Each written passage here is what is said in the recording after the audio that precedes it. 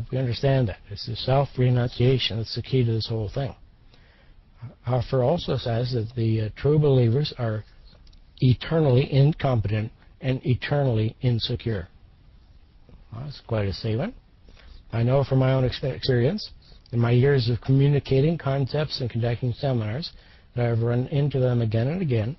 All I can do is attempt to show them that the only thing to seek is the true self within. Their personal answers are to be found there and there alone. I communicate that the basics of spirituality are self-responsible, self-actualizing, but most of the true believers just tell me that I'm not spiritual and go looking for someone who will give them the dogma and structure they desire. Never understate the potential danger of these people. They can easily be molded into fanatics who will gladly work and die for their holy cause. You can see this all over the Islamic or Muslim world. And these people will send out women and little children out to blow themselves up for their supposedly higher cause. And we have a very similar thinking in the West as well, so it's not just to unload on Islam, because that is not what Islam was initially into place with. But here you have the effect of it. This goes back 600-800 years before Islam even came into being, with in Persia, with the assassins, the hashish eaters. They're eating hash oil and biscuits, etc., and getting stoned and going out and doing what their ministers were instructing them to do, all of which would get them into a place similar to what is presumed to be heaven, and into a place of salvation. So, as long as we're all aware of all this type of thing that's going on, don't be conned by the media, or have things misrepresented by the news. Dig into it a bit and look behind it, and you'll see what's really going on. It's really quite simple, and we should all be easily able to defeat it. So, it is a substitute for their lost faith in themselves, and offers themselves a substitute for individual hope. The moral majority is made up of true believers. All cults are composed of true believers. You will find them in politics, churches, businesses, social cause groups. They are the fanatics in these organizations. Now, mass movements usually have a charismatic leader. The followers want to convert others to their way of living, or impose a new way of life, if necessary, by legislating laws, by forcing others to view, as evidenced by the activities of the moral majority. This means enforcement by guns or punishment, for that is the bottom line in law enforcement. The common hatred, enemy, devil is essential to the success of the last movement. The born-again Christians have Satan himself, but that isn't enough.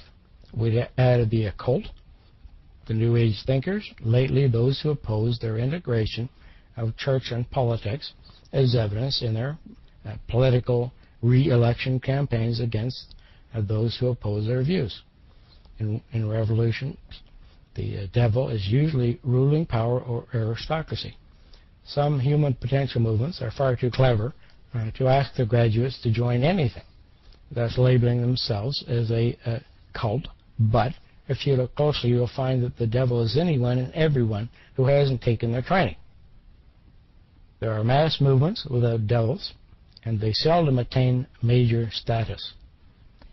The true believers are mentally unbalanced, insecure people, those who without hope or friends, people who don't look for allies when they love, but they do when they hate or become obsessed with a cause.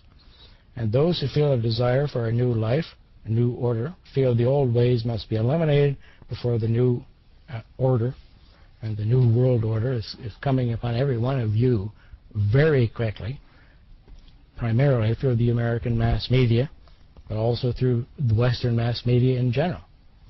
It's just the American mass media, because they have freedom of speech, which has been removed from 90% of planet Earth, where the communists have control, is gone. We, or specifically America, are the targets. So persuasion techniques. Persuasion is technically a brainwashing but it is manipulation of the human mind by another individual without the manipulated party being aware that what has caused his opinion shift.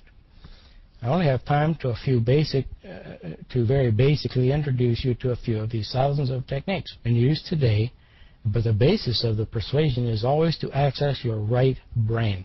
The right side of your brain functions differently than the left side.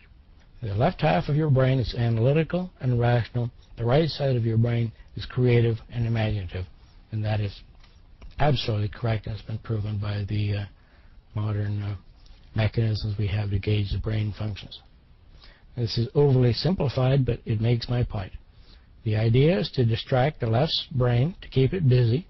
Ideally, the persuader generates an eyes-open, altered state of consciousness, causing you to shift from beta into alpha.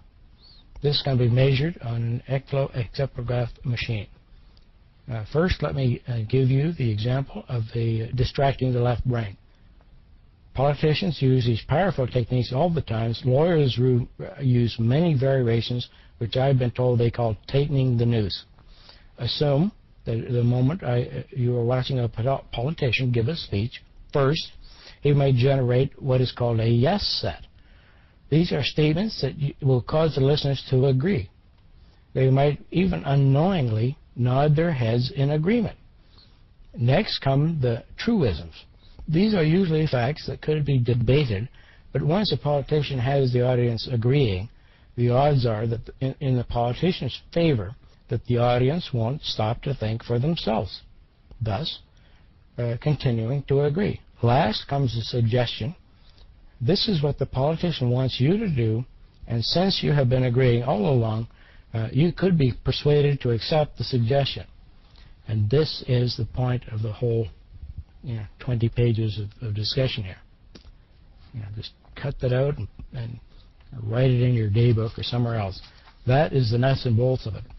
People speaking to you in a way that is amenable, getting you to agree with them, then getting you to accommodate something you may or may not agree to them, providing a suggestion which they know you don't agree to them but want to convince you of. That's it. Okay.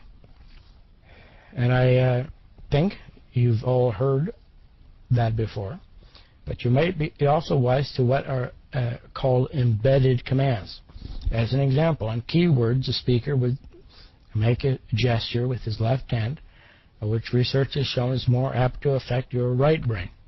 Today's media-oriented politicians and spellbinders are often carefully trained by a whole new breed of specialists who are using every trick in the book, old and new, to manipulate you into accepting their candidate. So when you're watching the news tonight or for the rest of your life, keep in mind what you are being presented with and the programming you are being put to, and see if you do or don't want to agree with it. And if you want to, that's fine. Go ahead. However, be very careful because you are being cleansed or washed. So, the concepts and techniques of neuro-linguistics are so heavily protected that I find out the hard way that even to talk about them publicly or in print results in threatened legal action. Well, that's interesting.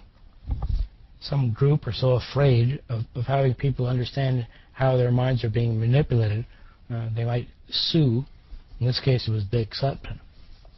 There can't be much of a problem with that unless there's something about what he's explaining here is true or valid. Okay. Neuro-linguistic training is readily available to anyone willing to devote the time and pay the price. It is some of the most subtle and powerful manipulation I have ever been exposed to. A good friend of mine who recently attended a 2-week seminar on neuro-linguistics found that many of those she talked to during the breaks were government people. Surprise.